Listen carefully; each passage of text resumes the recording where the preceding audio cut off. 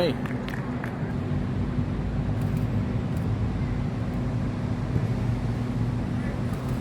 Oh.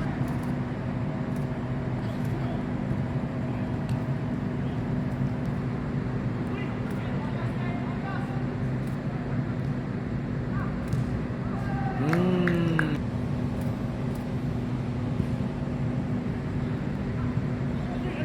Hello and welcome back to the Gagan Press. And as promised, today we are gonna talk a bit more in depth about the recently released Nike Tiempo Ligera Pro. This one is the launch edition or limited edition, however you may call it. So we had an initial opinion, an early feel review a week ago actually, and after a full session with the shoe, this is what I think of it. So first of all, let's touch about sizing. So typically I wear size 7, UK 7, 25 centimeters for the Japanese sizing, and it fits well. The reason I decided to go with the 7 first is because with the Phantom 6s, the Kobe Phantom 6s, size 7 fits me well. There's a bit of room in front here, over there, with that shoe, but the same goes with this one. There's a bit of room here, but it doesn't bother me because I always prefer my shoe to be a bit roomy. The fact that if you realize, you look at the silhouette of this shoe, of the Ligeras, it is much more pointy, right? It goes down here, so not much room, headroom, I guess, above your toes when you wear this. However, I do feel I could rock this shoe half a size smaller. Perhaps just to get, just to diminish a bit of more space in front here. Not that I can't play with size 7 UK, but I think I could get away with a 6.5. But I guess fit sizes vary. Then again, this is not a custom-made shoe. So I would highly recommend, if you have the opportunity, give it a go. Try it first with your normal size. But I do feel going half a size smaller should work. There is a reason as well, because width-wise, it fits 7 for me. But length-wise, it does feel a bit on the longer side. So I think 6.5 might be a bit tight, especially in the midfoot. But considering the material, considering the build of this shoe, it should be okay. But then again, take this as just an advice, not the full truth, because people have different feet sizes. But do take that in mind. So I think I could rock half a size with this, but in normal cases, go for true to size. The studs. All right, so let's go to the studs right now. The studs are relatively short. I feel that playing with this on artificial grass works well. It's not an issue, especially with the rounded studs. And even though we have like semi-blades here, it's actually oblong, and it doesn't really dig in. Actually, if you look properly, it's actually shorter. The inner ones are shorter than the outer ones. So it grips well, no problem with that. Pivoting, turning directions, all good. I think if you want to play this in normal AG, it's perfect. If you want to play in firm ground or hard ground, should work as well. I might rethink it if I'm playing this on soft ground, because I feel the studs could be a bit longer. But then again, you can always screw in the metal studs into 1, 2, 3, 4, 5, 6, so you get a conversion to a soft ground variation. The thing I have to point out is it's good that they don't have those chrome sort of coloring at the base of the shoe. So unlike the ones on the Maestros, so over time it will flake, right? That's good. I think in terms of stability, I would very much prefer something with a midfoot at the sole plate. But because of the build and because of the color, you cannot avoid it. It will gather those black marks here. And this is my left foot. Okay, I think the right foot can see it better. Oh, I think I've wiped it. But after that day, after playing, it was fully, you can really see the black marks, especially from playing from AG, on top of this. So it will capture significantly streaks. If you get tackled, you will see marks on your shoes. So take that in mind, especially if you're going for the white variation. I saw the new launch colorway, the white like dark pink and blue. Not a fan of that. And the fact that this folded tongue so far is only available in this LE version. So should you be planning to purchase the Ligera and you want the folding tongue, this is the only colorway that's available. But then again, it does stick out in photos, it does stick out in videos.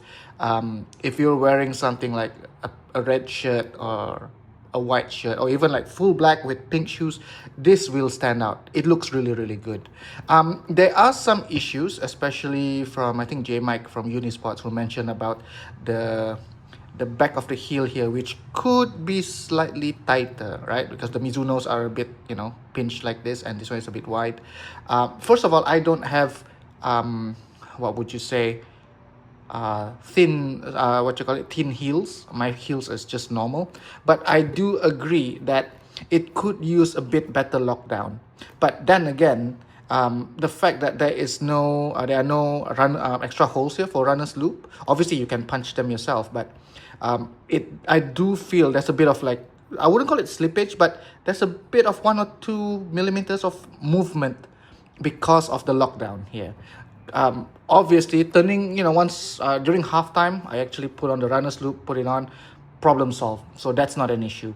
So yes, the heel could be they could have made it a bit tighter for a better lockdown, but it's nothing that cannot be solved with a runner's loop. Obviously, it would be ideal if they have a runner's loop inside here, but going with this hole here works as well. I don't feel any issues, and any worries of totally fair. If you have worries about heel lockdown on this, I wore grip socks, and it's easily solved by wearing grip socks. If you don't have grip socks, put on the runner's loop on the second to last and the last holes, and problem solved. In terms of comfortness and breaking in, it took me less than 5 to 10 minutes to break this in. It's like wearing a normal kangaroo leather shoe.